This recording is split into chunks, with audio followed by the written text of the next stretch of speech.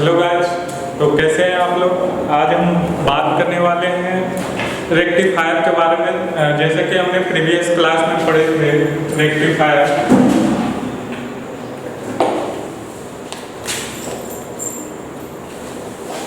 तो रेक्टिफायर में हमने 3 टाइप का रेक्टिफायर देखा था। हाफ वेव, फुल वेव में 2 टाइप का था।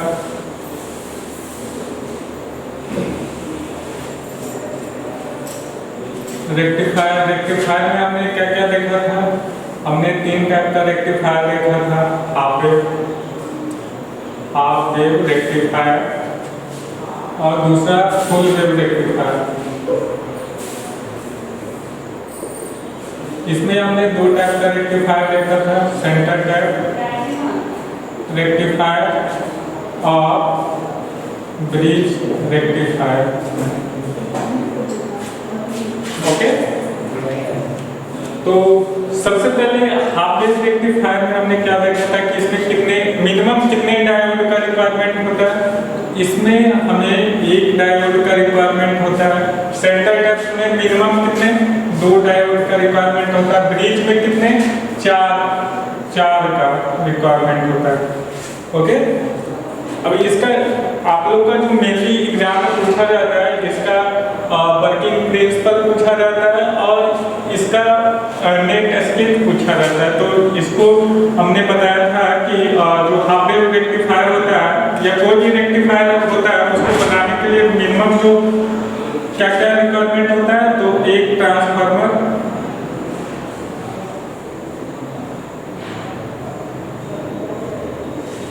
दूसरा डायोड।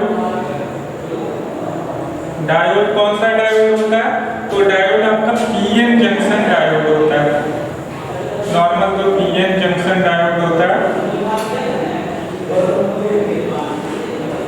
और तीसरा क्या आपका लोड होना चाहिए, रेजिस्टिव लोड।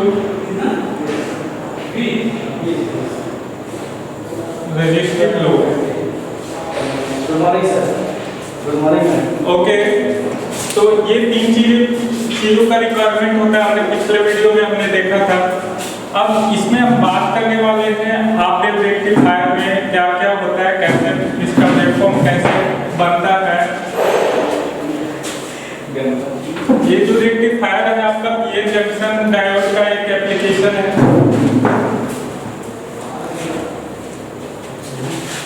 सबसे पहले इसका सर्किट देखेंगे फिर से।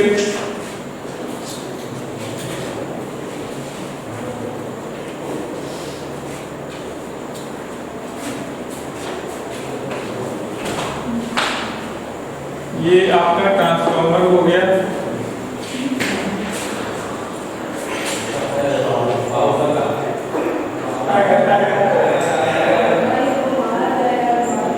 ओके,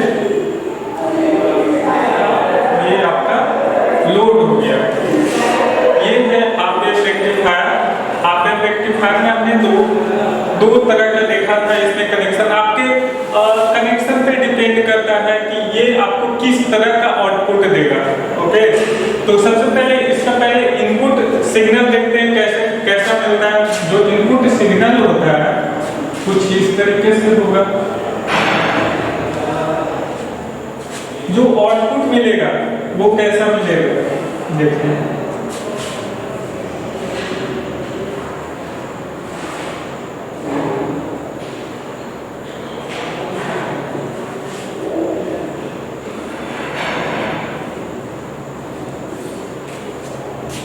ये है तो आउटपुट हमने बताया था कि जो डायोड होता है ओनली फॉरवर्ड बायस में कंडक्ट करता है। जब तक इसमें फॉरवर्ड बायस में करंट रहेगा, तो फॉरवर्ड बायस में कब करंट रहेगा, जब तक ये वाला शेप यहाँ तक रहेगा तो फॉरवर्ड बायस में रहेगा। तो ये हमें जो मिलेगा आउटपुट, ये पॉजिटिव हाफ साइकिल मिलेगा, positive half cycle. But in case of negative half cycle, diode will conduct in reverse bias, so it works like switch off। तो यहाँ पे आपका क्या हो जाएगा, स्विच ऑफ होगा। ये वाला आउटपुट आपको नहीं मिलेगा। ओके, फिर ये यहाँ से यहाँ तक है, तो ये इस इतने देर तक ये क्या रहेगा, ऑफ रहेगा। इसके बाद ये आपको फिर से ये कंडक्ट करेगा, तो फिर से आपको फॉरवर्ड बायस में मिलेगा और रिवर्स बायस में फिर से क्या ऑफ हो जाएगा। अब इसमें हम एक चीज और बताया था, फिल्टर लगाने के लिए जो आउटपुट होता है उसमें फिल्टर लगाने के लिए बात किए थे।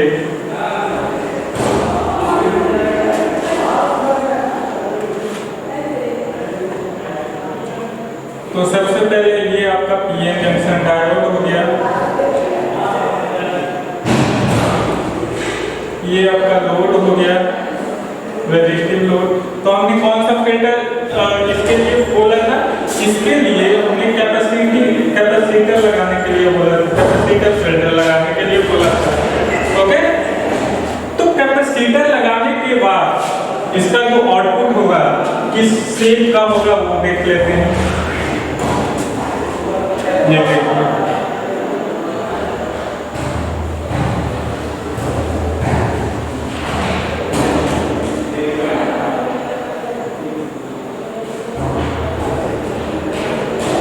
देखिए, यहाँ पे फॉरवर्ड बायस में जैसा है उस तरीके का हमें आउटपुट मिलेगा।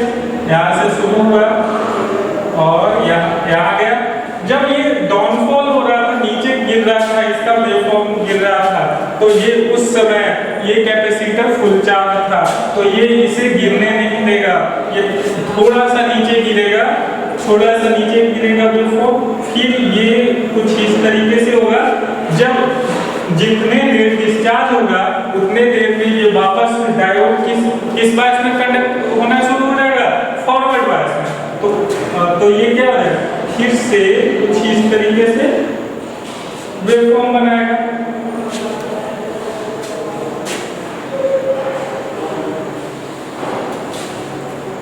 कुछ इस तरीके का वेवफॉर्म बनाएगा। फिर से क्या करेगा, डाउनफॉल होना शुरू होगा, तो फिर से ये इस तरीके से डिस्चार्ज होगा, फिर से। तो ये लगभग आपको डीसी मिल रहा है, प्योर डीसी नहीं मिल रहा है। इसमें कुछ रिपल फैक्टर होते हैं, जो एसी की क्वांटिटी इसमें रह जाती है उसे बोलते हैं रिपल फैक्टर, रिपल बोलते हैं। ठीक है, तो रिपल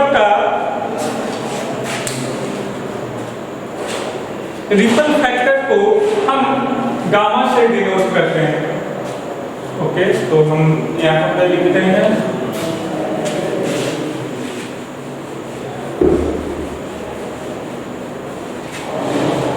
रिपल फैक्टर क्या होता है, जो आउटपुट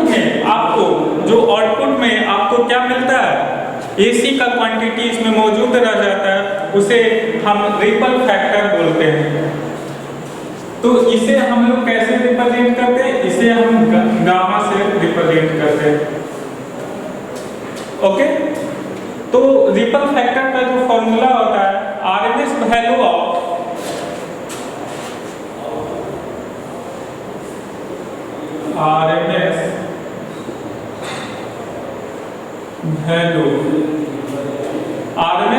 ऑफ एसी कंपोनेंट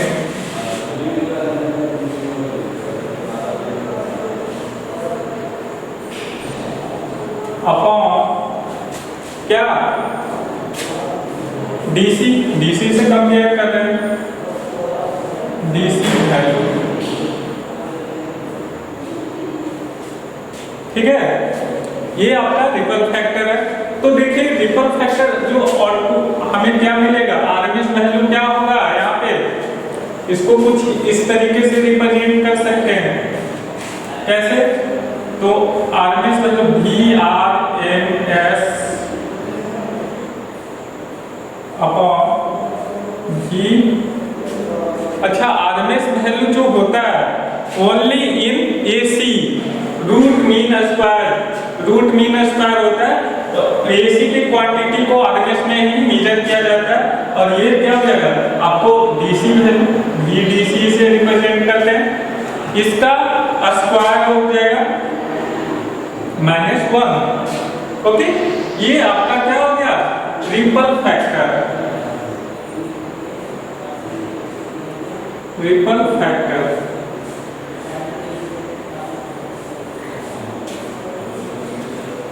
ठीक है, ये रिपल फैक्टर है। ये आपका तीनों तरह के जो रेक्टिफायर है इसमें सारे में थोड़ा बहुत रिपल रह ही जाता है। दूसरा आता है फॉर्म फैक्टर। कुछ टर्मिनोलॉजी यूज होते हैं आपके रेक्टिफायर में।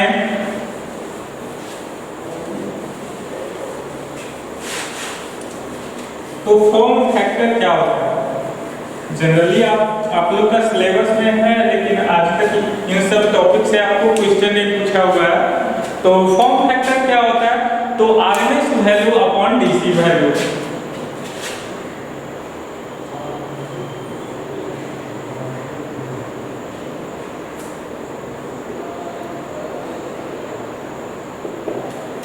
फॉर्म फैक्टर क्या होता है? तो इसका जो रिप्रेजेंटेशन होता है F से करते हैं।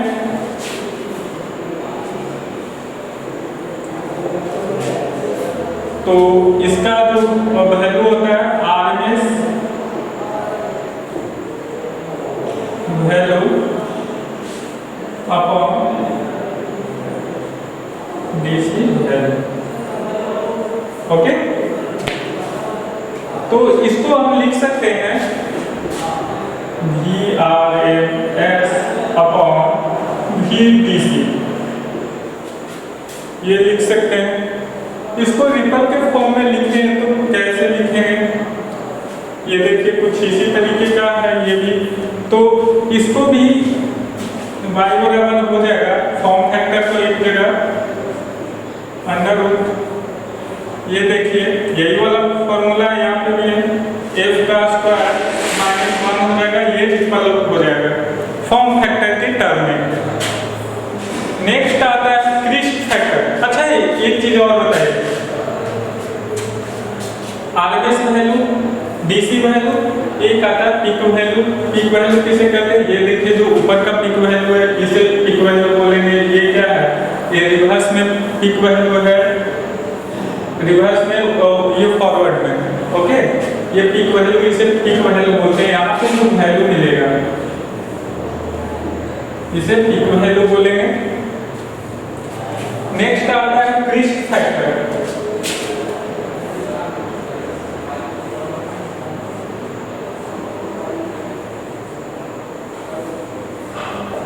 क्रिस्ट फैक्टर जो होता है इसे C से रिप्रेजेंट करते हैं। क्रिस्ट फैक्टर क्या है? ये रेशियो है किसका? पीक वैल्यू और आरएमएस वैल्यू का। इसे हम C से रिप्रेजेंट करते हैं। पीक वैल्यू अपॉन किसका? रेशियो है आरएमएस वैल्यू का।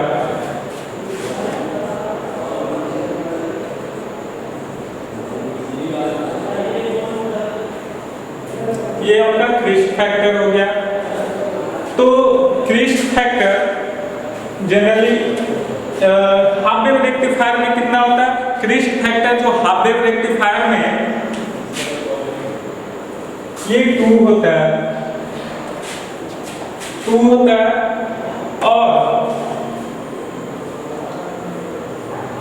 और बात करें ripple factor, ripple factor half wave rectifier में इसका वैल्यू कितना होता है? 1.21। ठीक है, क्रिस्ट फैक्टर। फॉर्म फैक्टर कितना होता है? 1.58। Form factor 1.58। ये कुछ इंपॉर्टेंट डेटा है जो हाफ वेव रेक्टिफायर में होते हैं। ठीक है, तो ये इतना ही आपका हाफ वेव रेक्टिफायर में इतना ही है। अच्छा, इसमें एक चीज और, इसमें देख लेते हैं कि करंट कितना होगा, हमें आईडीसी कितना मिलेगा। तो आइडियल केस की बात करें, यहाँ पे थोड़ा इरेज कर लेते हैं।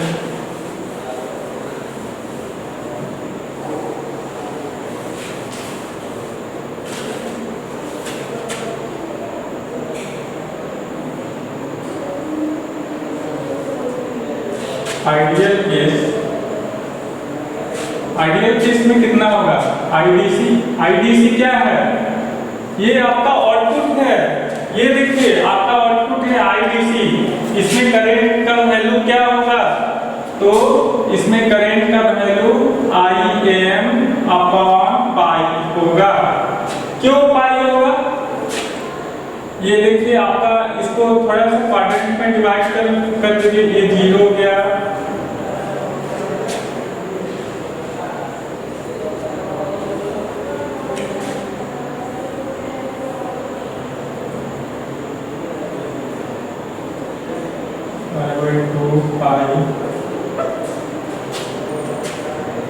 ठीक है। तो इसी तरह से आगे डिवाइड कर दीजिए। तो अब इसमें IM का वैल्यू क्या होगा, यहां से आप IM का वैल्यू क्या होगा, तो VM अपॉन RL क्या है, लोड, जो लोड का रेजिस्टेंस है उसे RL से रिप्रेजेंट करते हैं, ठीक है। तो VDC यहां से क्या मिलेगा,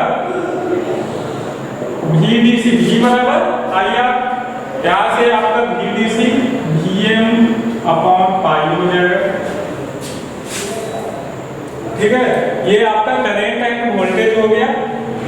यहाँ पे VDC क्या हो गया, VDC आपका मैक्सिमम वैल्यू ऑफ वोल्टेज हो गया, IDC क्या है, मैक्सिमम वैल्यू ऑफ करंट हो गया।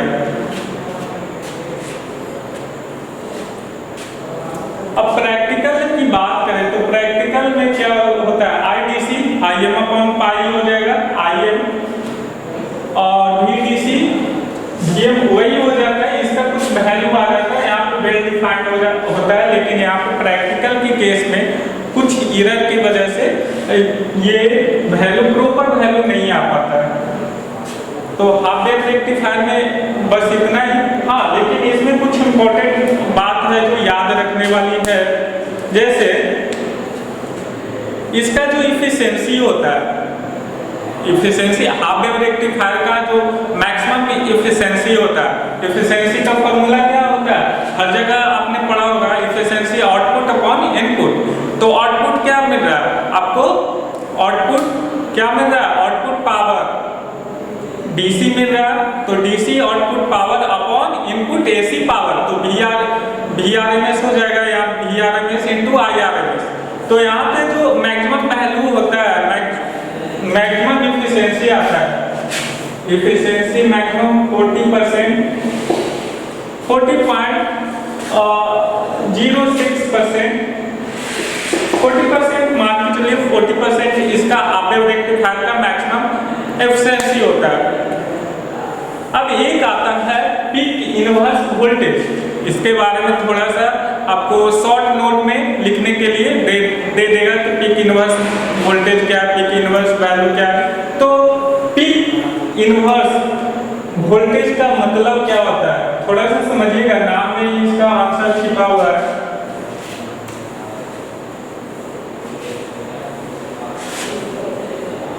कहने का मतलब, जब डायोड इनवर्स यानी रिवर्स बायस में हो, उस समय आपको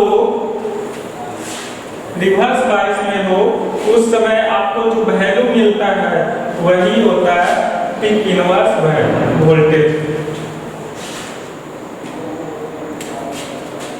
इसे शॉर्ट में PIV से रिप्रेजेंट करते हैं, पीक इनवर्स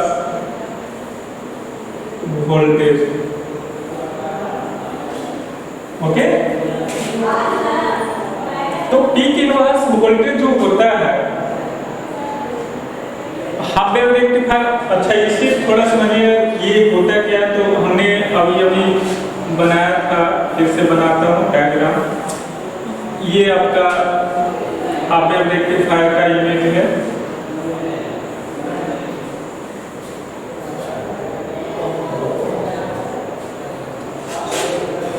तो इसमें PIV क्या होगा, PIV क्या होगा, पीक इनवर्स वोल्टेज। तो पीक इनवर्स वोल्टेज जो हाफ वेव रेक्टिफायर में होता है वो VM होता है, मैक्सिमम वोल्टेज होता है, मैक्सिमम ये वाला PIV कितना होता है, Vm होता है, क्योंकि यही वोल्टेज पीक इनवर्स, यानी जब डायोड रिवर्स बायस में जाता है, जब डायोड रिवर्स बायस में जाता है,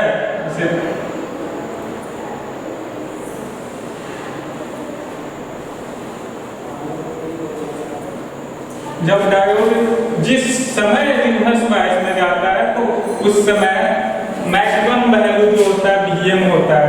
ओके, तो peak inverse voltage in half wave rectifier कितना होगा, Vm होगा, ये Vm होता है। और एक आता है TUF, हमने बताया रेक्टिफायर में एक ट्रांसफार्मर भी लगा होता है, एक ट्रांसफार्मर भी लगा होता है। तो ट्रांसफार्मर लगा होता है तो इसका यूटिलाइजेशन फैक्टर क्या होता है, ट्रांसफार्मर यूटिलाइजेशन फैक्टर। तो transformer utilization factor half wave rectifier में 0.286 होता है, 286%। यहाँ पे लिखता हूँ TUF, यानी क्या होगा, ट्रांसफार्मर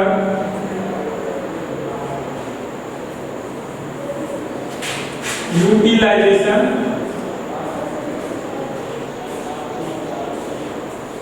फैक्टर, ये आता है 0.286%। कैसे, ये है क्या, TUF, हमने बताया ट्रांसफार्मर यूटिलाइजेशन फैक्टर, ये है क्या, ट्रांसफार्मर एक्चुअली जो ट्रांसफार्मर इसका फॉर्मूला होता है TUF का, इसका होता है P आउटपुट बोले या DC बोले, P output upon rating of transformer, rating of transformer. Transformer एक समुद्र की तरह है, आप इसको जितना यूज करो उतना ये आपको देगा, लेकिन इसका एक प्रॉपर रेटिंग होता है। तो उस प्रॉपर रेटिंग पे आप इसको कितना यूटिलाइज कर रहे हो वो होता है यूटिलाइजेशन फैक्टर, ठीक है। तो हाफ वेव रेक्टिफायर में TUF यानी ट्रांसफार्मर यूटिलाइजेशन फैक्टर का वैल्यू होता है 0.286%।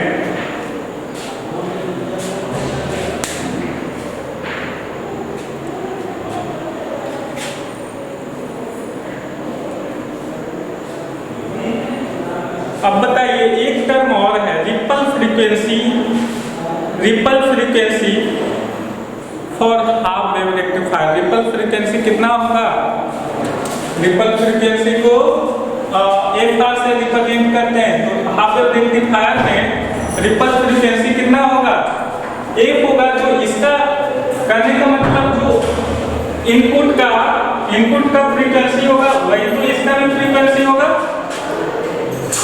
तो ये इसका भी रिपल फ्रीक्वेंसी क्या हो जाएगा, इतना ही एक हो जाएगा फ्रीक्वेंसी। तो ये था आपका हाफ वेव रेक्टिफायर। अब देखते हैं full wave rectifier. Full wave rectifier देखते हैं, इसके बारे में थोड़ा सा डिटेल में डिस्कस करेंगे।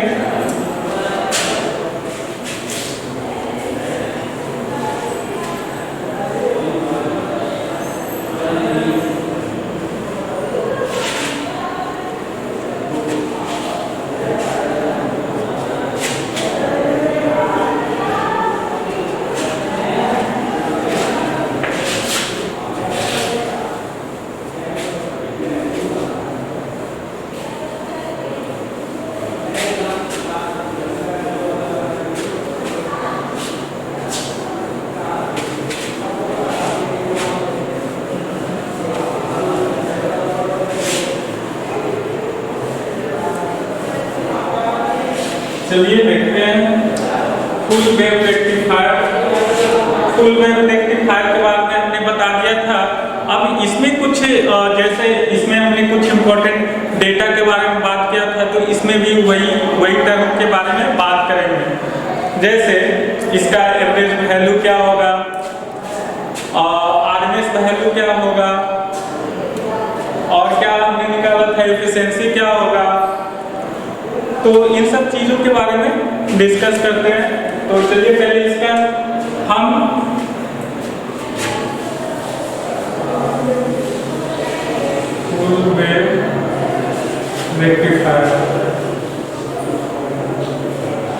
फुल वेव रेक्टिफायर का इसका डायग्राम बनाते हैं।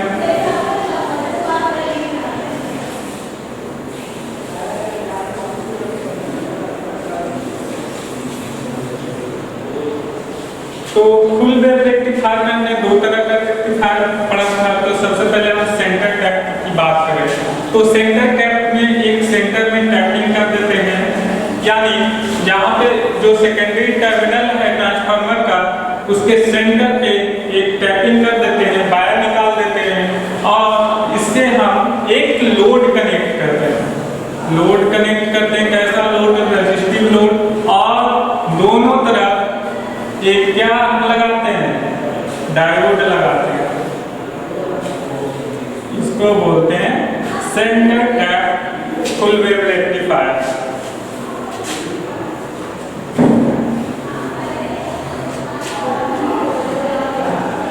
ये हो गया PN junction diode, resistive load,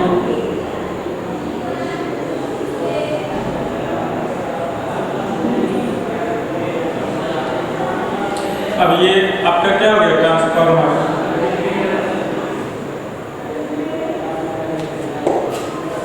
ये आपका एसी सोर्स हो गया।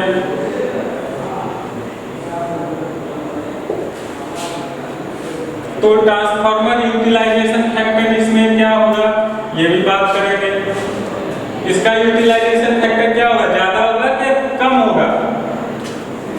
तो ज्यादा होगा, ऑब्वियस सी बात है, क्योंकि हाफ वेव रेक्टिफायर में हम इसका प्रॉपर यूज नहीं कर पा रहे थे। क्या हो रहा था कि एक तरफ जब रिवर्स बायस आ रहा था तो ये क्या हो रहा था, स्विच ऑफ हो रहा था, तो वहाँ पे आउटपुट हमको नहीं मिल रहा था, तो वहाँ पे यूटिलाइजेशन फैक्टर कम हो रहा था। ठीक है, तो इसमें जो यूटिलाइजेशन, सबसे पहले ट्रांसफार्मर से ही चलते हैं। तो ट्रांसफार्मर में एक होता है जिसे बोलते हैं प्राइमरी साइड। प्राइमरी साइड ये हो गया आपका सेकेंडरी साइड। सेकेंडरी की तरफ से हम जिधर से हम आउटपुट लेते हैं उसे हम सेकेंडरी बोलते हैं। ठीक है, तो सेकेंडरी साइड से हम सेकेंडरी साइड में हमने क्या किया, एक टैपिंग किया, तो इसी से नाम पड़ा centre tap full wave rectifier. Centre tap full wave rectifier. ठीक है, सेंटर में टैपिंग करके हमने आउटपुट इससे प्राप्त किया, तो इसमें लोड भी कनेक्ट किए। ओके, तो इसमें क्या होगा, जो इसका यूटिलाइजेशन ट्रांसफार्मर यूटिलाइजेशन फैक्टर होगा वो इसका आता है TUF 0.88% आता है। ओके, 812 अप्रोक्सीमेटली यही आता है, 0.8%। अब इसमें जो एवरेज वैल्यू आएगा, average value of current end voltage, तो आईडीसी आइडियल केस की बात करें, सबसे पहले आइडियल पढ़ा जाता है कि ताकि सबको इजीली समझ में आ जाए कि क्या हो रहा है एक्चुअली आइडियल में कोई भी चीज होता नहीं है, फिर भी हम आइडियल केस पढ़ते हैं। आइडियल केस आईडीसी, यानी आईडीसी कहाँ मिल रहा है, सेकेंडरी की तरफ, तो सेकेंडरी में जो आउटपुट मिल रहा है आईडीसी। ठीक है, अच्छा, इससे पढ़ने से पहले हम इसका थोड़ा सा बेग बना लेते हैं ताकि आपको अच्छे से समझ में आए।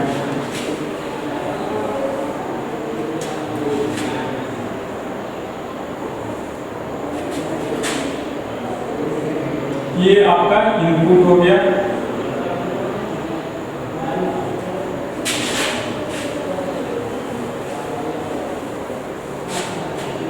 सबसे पहले हम इनपुट दिए,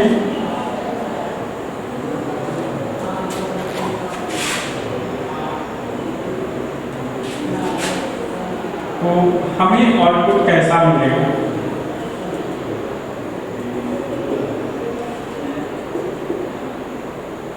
ये फॉरवर्ड बायस। अब यहाँ पे थोड़ा सा गौर कीजिएगा, ये D1 है, ये D2, इसे मान लेते हैं, ठीक है। तो जब ये पॉजिटिव हाफ साइकिल इधर वाला जब तक रहेगा तो उस समय कौन सा डायोड फॉरवर्ड बायस में रहेगा, यानी करने का मतलब कंडक्ट करेगा। तो जब ये पॉजिटिव हाफ साइकिल है तो ये वाला पॉजिटिव हो गया, ये नेगेटिव हो गया, तो उस समय D1 क्या रहेगा? फॉरवर्ड बायस में है, D1 फॉरवर्ड बायस में। तो ये वाला आउटपुट हमें किससे मिलेगा? D1 से मिलेगा। तो ये सेम का सेम इस तरीके से रह जाएगा। ओके, अब जब ये निगेटिव हाफ साइकिल रहेगा, यानी निगेटिव हाफ साइकिल में तो इस साइड ये पॉजिटिव हो जाएगा और ये इस तरफ निगेटिव हो जाएगा। तो ये क्या हो जाएगा? ये D2 क्या हो जाएगा? फॉरवर्ड बायस में हो जाएगा और ये रिवर्स बायस में, ये स्विच ऑन हो जाएगा। तो ये हमें कैसा आउटपुट देगा? तो ये अपना पॉजिटिव देगा। तो इस तरीके से ये भी ये फॉरवर्ड बायस में ये पॉजिटिव हाफ साइकिल बनाएगा।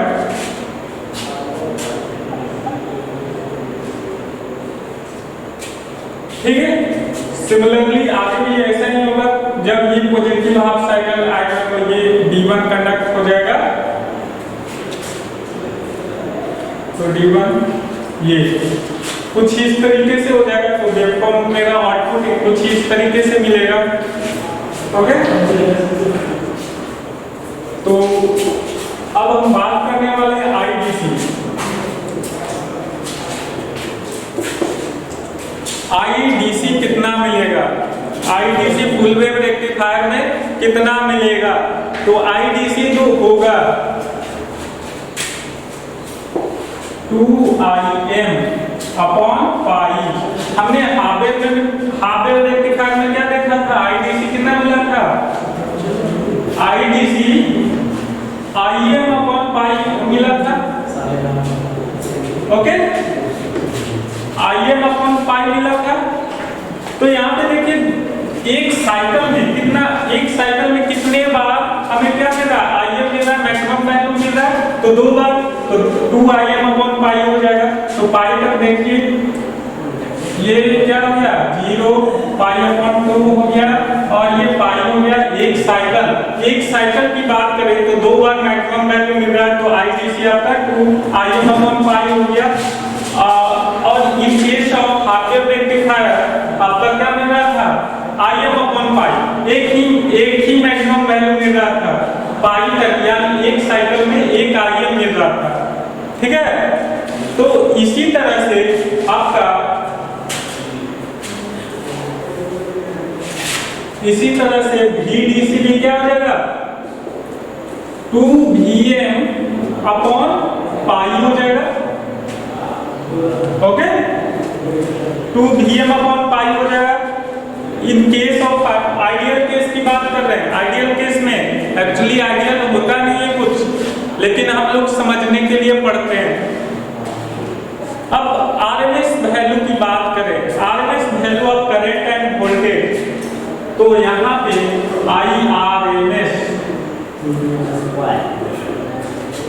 IRMS कितना आ जाएगा? हाँ, कितना होगा? तो maximum value upon √2 root mean square, maximum value का रूट मीन स्क्वायर हो जाएगा। और इसी तरह से वोल्टेज की बात करें तो VRMS क्या हो जाएगा? VM upon √2। अच्छा ये बताइए, जो आरएमएस वैल्यू मिलेगा किस साइड मिलेगा? प्राइमरी साइड, ये इस तरफ आउटपुट में मिलेगा या इनपुट में मिलेगा? इनपुट में मिलेगा, सॉरी आउटपुट में मिलेगा। आरएमएस वैल्यू इनपुट में मिलेगा, क्योंकि आरएमएस वैल्यू हमेशा एसी क्वांटिटी में होता है। ओके, एसी क्वांटिटी में। आउटपुट में हमें क्या मिल रहा है? आउटपुट में हमें डीसी मिल रहा है, तो डीसी में रिपल रहेगा, थोड़ा बहुत एसी का कंपोनेंट अवेलेबल रहेगा, तो उसे क्या बोलते हैं? Ripple factor. रिपल फैक्टर होता है, ठीक है। तो रिपल फैक्टर गामा बराबर कितना हो जाएगा? इसमें कितना होगा रिपल? 0.418%। जबकि हाफ वेव रेक्टिफायर में हमने देखा तो फॉर्मूला वही सेम रहेगा, फॉर्मूला सेम रहेगा, लेकिन इसका क्या हो जाएगा? रिपल फैक्टर 418% क्यों हो जाएगा? क्योंकि इसमें देखिए क्या हो रहा है, इसमें हमने देखा था हाफ वेव रेक्टिफायर में जो आउटपुट मिल रहा था कुछ इस तरीके से मिल रहा था, एक ही डायोड है, लेकिन यहाँ पे जो आउटपुट मिलेगा कुछ इस तरीके से, प्रॉपर इसका डायग्राम बना है तो कुछ इस तरीके से रहेगा। ये देखिए ये वाला साइकिल कुछ इस तरीके से बनेगा। जब ये निगेटिव, यहाँ पे देखिए क्या हो रहा है, यहाँ पे टच, तो फिर यहाँ से ही क्या हो जाएगा, ये फिर कुछ ऐसा बन जाएगा। तो जीरो के आने के पहले ये क्या हो जाएगा, कुछ ऐसा बन जाएगा। तो इसमें क्या होगा, रिपल कम रहेगा, एसी कंपोनेंट कम रहेगा in compare to half wave rectifier. और क्रिस्ट फैक्टर, उसमें क्रिस्ट फैक्टर कितना था, हाफ वेव में कितना था, 2 था, तो इसमें कितना रिपल होगा, इसमें रिपल जो होगा इसमें, सॉरी क्रिस्ट होगा, क्रिस्ट फैक्टर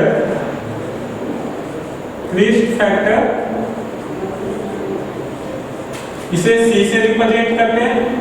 इसका वैल्यू कितना हो जाएगा, √2 हो जाएगा, क्योंकि उसमें एक ही साइकिल बन जाता है, इसमें 2 साइकिल बन रहा है, तो 2 बार मैक्सिमम वैल्यू मिलेगा, इसलिए इसका जो क्रिस्ट फैक्टर होगा √2 हो जाएगा। ओके, तो ये था आपका centre tap full wave rectifier. अब बात कर रहे हैं फुल वेव ब्रिज रेक्टिफायर के बारे में।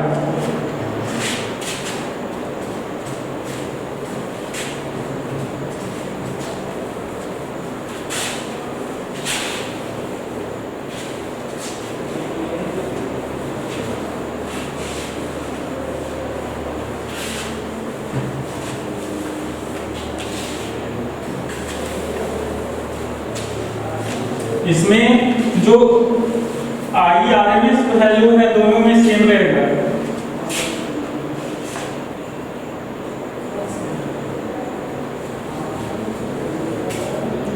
इसमें टैपिंग नहीं होगा, आपका सेकेंडरी साइड होगा, और इसमें एक ब्रिज बनाएंगे। तो इसमें ब्रिज में कितने मिनिमम कितने डायोड का रिक्वायरमेंट हुआ, 4 डायोड। सेंटर डेप्थ में कितना था, सेंटर डेप्थ में ये था 2, अब इसमें 4, ठीक है। तो ये कौन सा रेक्टिफायर है, ब्रिज रेक्टिफायर।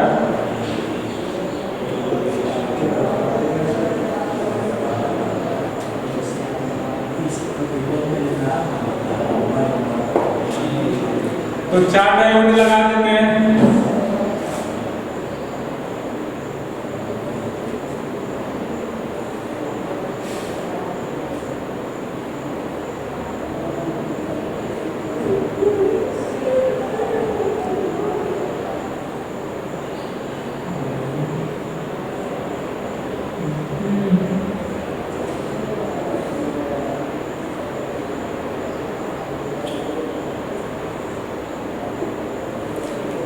अब इसमें इनपुट कनेक्ट कर देते हैं ऐसे,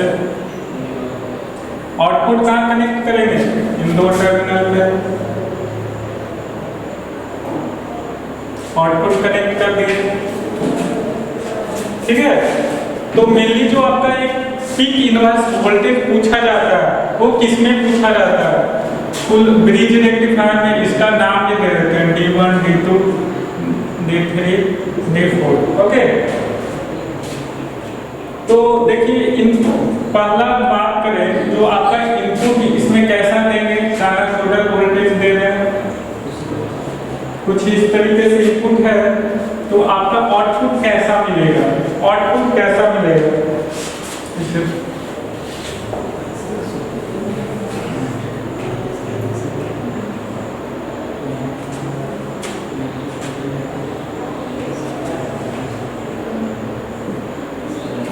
आउटपुट कैसा मिलेगा, तो ये देखिए कैसे कैसे कंडक्ट कर रहा है डायोड, इसे गौर कीजिएगा। और इसका इसका हमें एप्लीकेशन बताइएगा कि आप इसका यूज कहाँ पे आप देखे हो, ठीक है।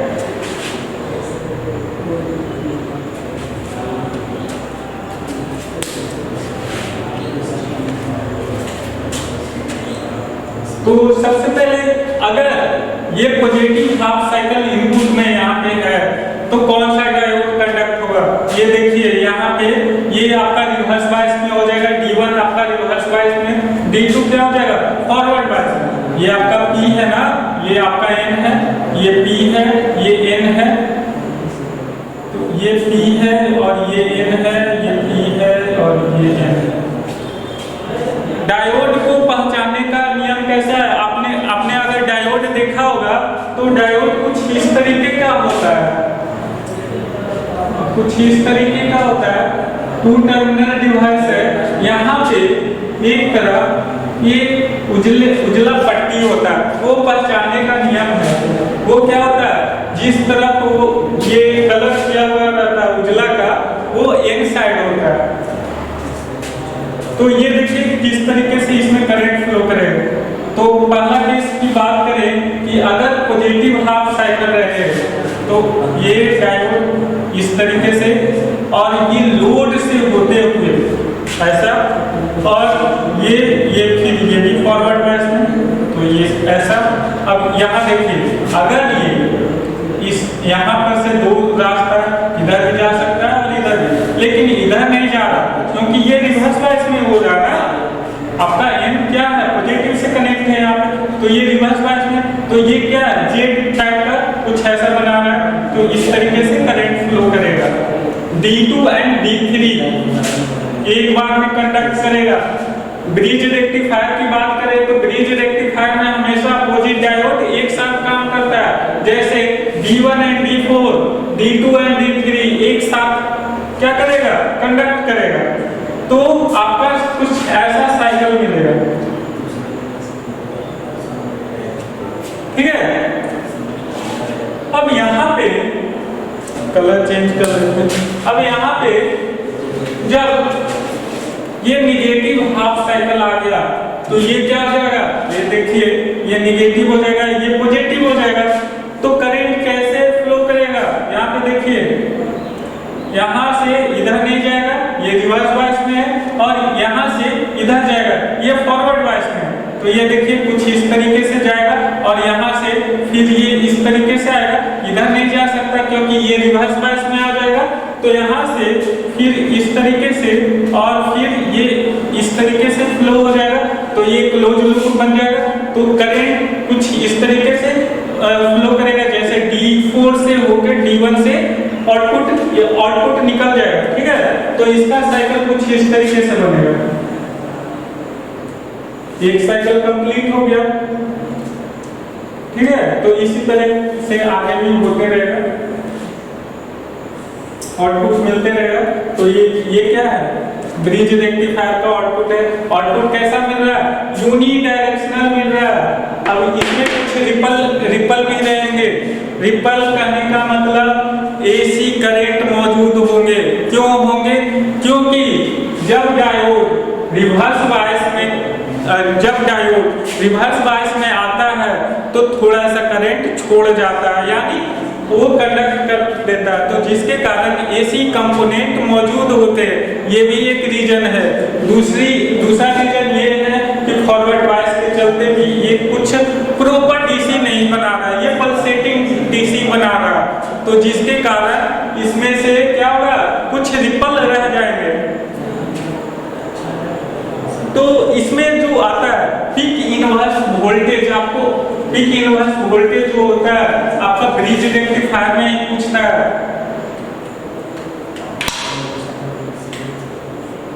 पीक इनवर्स वोल्टेज PIV, तो ये कितना होगा, ये कितना होगा, ये VM होगा। क्यों होगा? तो देखिए पीक इनवर्स वोल्टेज का कहने का मतलब ये है कि जब आपका डायोड इनवर्स यानी रिवर्स बायस में है उस समय आपको कितना वोल्टेज मिल रहा है, कितना मिल रहा है।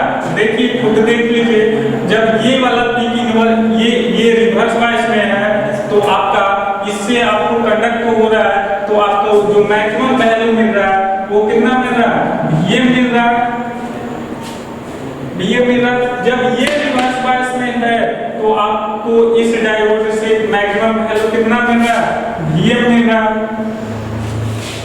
ठीक है, तो ये ब्रिज रेक्टिफायर में जो पीक इनवर्स वैल्यू होता है, पीक इनवर्स वोल्टेज कितना होता है, VM होता है। आपको शॉर्ट नोट में ये क्वेश्चन पूछ दिया जाता है, पूछा हुआ क्वेश्चन है कि peak inverse voltage in full wave bridge rectifier तो कितना होता है, VM होता है।